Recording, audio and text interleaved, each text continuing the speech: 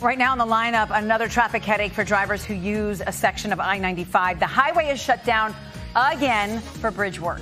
The latest on that closure. Stepping up security, Temple University police are outlining how they're responding to teens taking over parts of campus. Some of those gatherings have ended in violence. And $1 billion and growing lottery fever heating up this morning after no big winner in the Powerball jackpot. Those stories and more on today's edition of The Lineup. It is Tuesday, April 2nd, 2024. The Lineup is brought to you by TD Bank, America's most convenient bank. Thanks for being with us. I'm NBC 10's Lucy Bustamante. And I'm Erin Coleman. Let's get you up to speed with what you need to know today. So part of I-95 is shut down. There's a section of the highway that's going to be closed for days after a truck crashed right into a bridge in the northbound lanes near Port Richmond. NBC 10's Brenna Weick joins us with the latest. Work is well underway. It has been going on all throughout the night. As you can see behind me here, crews are working hard. We've been hearing that jackhammer, seeing sparks fly as they work to repair this overpass that was apparently hit by a truck.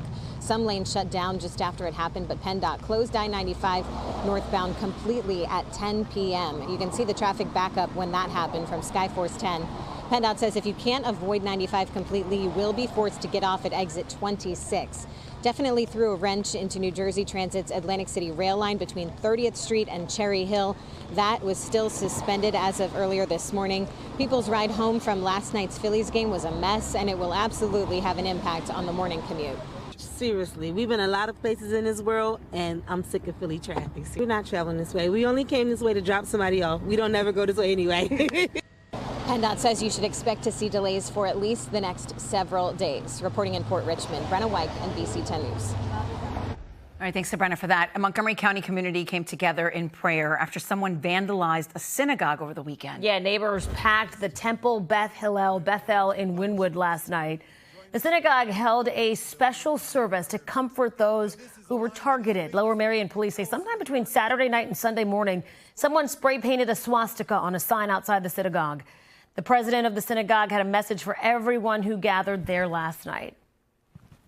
You have sent a loud and clear message to us and everyone that hate and anti-Semitism are not a part of the core values of our community. Synagogue leaders say this is the second time in about a week that graffiti and hateful markings have been discovered there.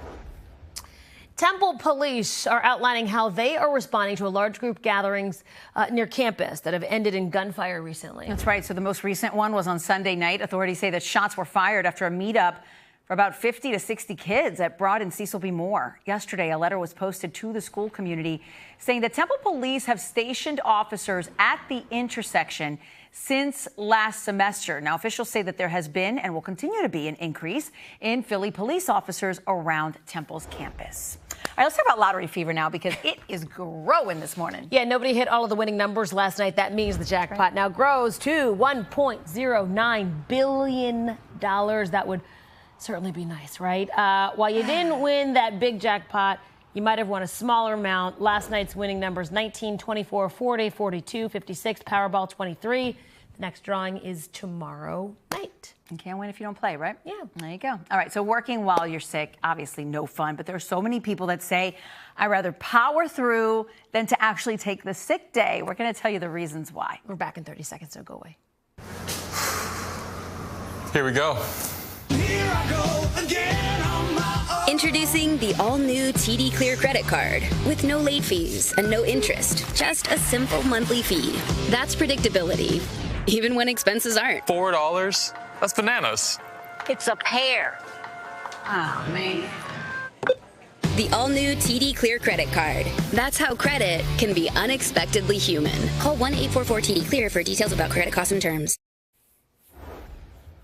Okay, Lucy, this is for me and you. A new study shows many people feel pressured to work while they're sick. Yeah, the research conducted by one poll finds the average person works 10 and a half days per year while feeling under the weather. And 47% say that they would rather power through than actually take a sick day. So here's one reason for that. Nearly half remember a negative comment that someone else made about how frequently they are sick.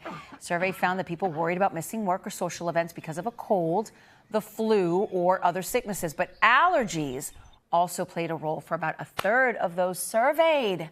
I mean, I get it. I do too. I feel like it's generational.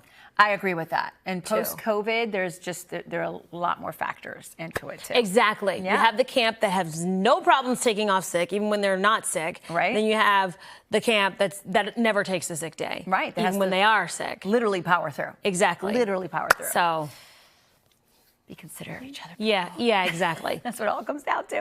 All right, Krispy Kreme wants to help you celebrate the solar eclipse next week. It's introducing a total solar eclipse donut. The glazed donut is dipped in black chocolate icing with silver sprinkles, piped with buttercream, a whole Oreo cookie in the center there. It's going to be available Friday through Monday, April 8th, the day of the eclipse. And I look how pretty that is. It's almost like you got the sun and the eclipse. You know what I mean? Like, yeah, they nailed it. With the regular glazed and then the eclipse donut. The inside of your mouth after you eat that chocolate donut, though? I mean, that's a lot. It's a lot. It's a lot. It's sugar overload.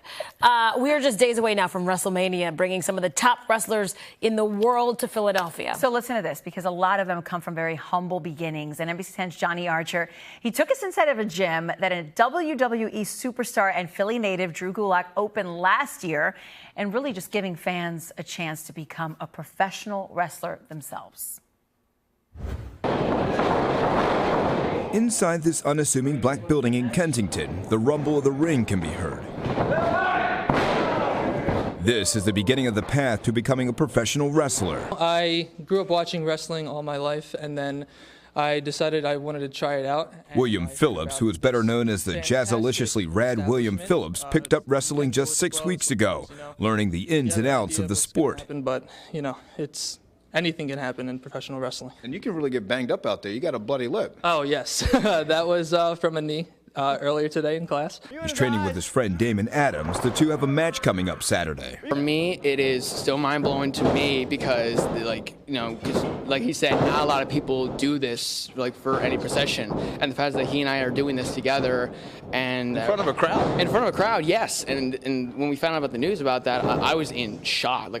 And they're learning from some of the best, like all-elite wrestling star Wheeler Yuta. So if you don't know what you're doing, you do know how to wrestle. So even if you don't know what you wanted to do next, just wrestle him. You got it. The level of experience from these guys varies. Some are beginners, others have a little bit more time in. But the goal for most of these guys is to become a professional wrestler. Pro wrestling, it's usually whenever you're getting paid to wrestle.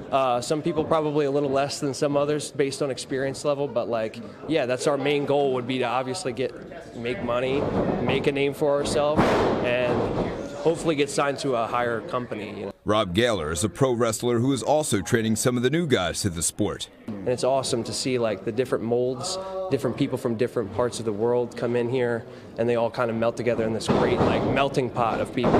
All different types of people bringing their passion to the ring. Johnny Archer, NBC 10 News. I mean, they're acrobats. Johnny needed to get up in there, though. I was missing that moment. Come on, I definitely Johnny. want to see him, too. He's not scared. He could do that. How many days are they in town? I don't know. We'll convince him. All right, today is a very big day for a little seal at the Jersey Shore. The young pup is going home after quite a winter. We first told you about the little guy in early February. This video is in pictures. This is wild. Wild to me, right? Somebody spotted him just wriggling down a sidewalk in Ocean City. It made its way across streets and yards before somebody finally called officials at the Marine Mammal Stranding Center. Since then, they took care of it and helped it pack on the pounds. He likes to sing for his supper. He's very vocal about what he wants. Yeah, he looks much bigger.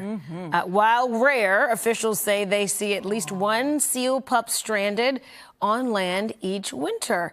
The Ocean City seal, along with another, will be released back into the ocean later today. I mean, look how little. Good for. What would you do if you saw that? Wait a second. What is that trying to? I would be tempted to pick it up. Just pick him up. But I know you're not. Pick him up and throw him in there. But he needed to be nursed back to health. So this is why you would put him in the water first, then call them and say, did I do this right? Or I'd be like, wait, hold on. I'm just going to wait right here till you guys get here. Exactly.